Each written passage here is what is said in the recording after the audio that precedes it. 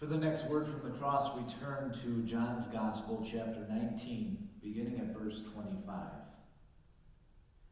Near the cross of Jesus stood his mother's sister, Mary the wife of Clopas, and Mary Magdalene. When Jesus saw his mother there, and the disciple whom he loved standing nearby, he said to his mother, "Dear woman, here is your son," and to the disciple, "Here is your mother."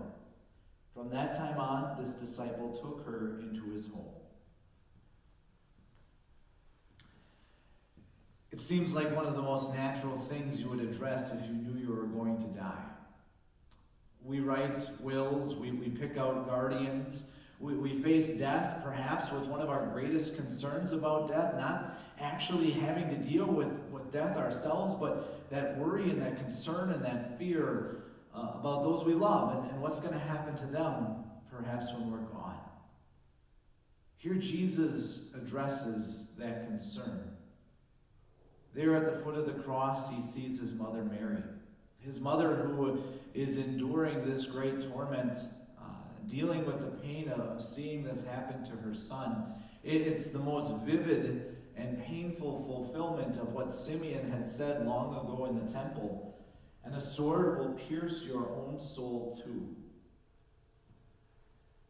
We don't know what's happened to Joseph. It seems likely that he had died. We hear nothing about him during the ministry phase of Jesus' life, and so most likely he's no longer there. And so Jesus addresses Mary's need. He sees there with her at the foot of the cross John, one of his disciples, the disciple whom he loved, as he's often termed in his gospel. And Jesus speaks to John and to Mary, and he provides John as his substitute. He says, "You will be her son, she will be your mother." He addresses this great need for them. John, who was probably the youngest of the disciples, the one who would not die a martyr's death, as far as we can say. Perhaps Jesus knew he would be the one able and around to take care of Mary the longest.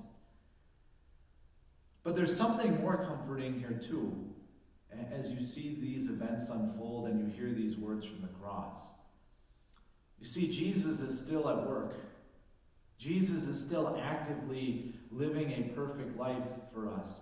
He is perfectly keeping the fourth commandment, even in the midst of great physical suffering and torment.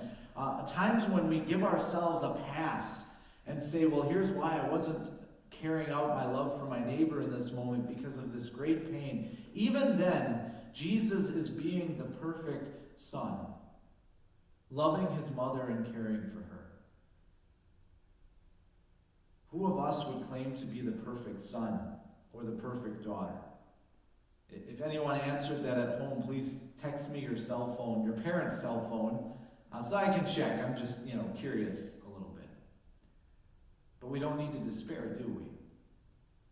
Because as we see Jesus give John as his substitute, as a son for Mary, we continue to see Jesus doing all things perfectly so that he could be your substitute, so that he could clothe you in a perfect obedience to every command of God, including the fourth commandment, to honor and love our parents and others in authority.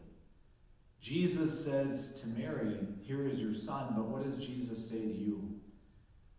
"Here is my perfect life. Here is your holiness. Here is your credit as a perfect son or daughter. Here is a perfection for all of the callings that God has given to you. Wherever you have fallen short, I have not. Here it's for you. Stand before God covered in my holiness," is what our Savior tells us.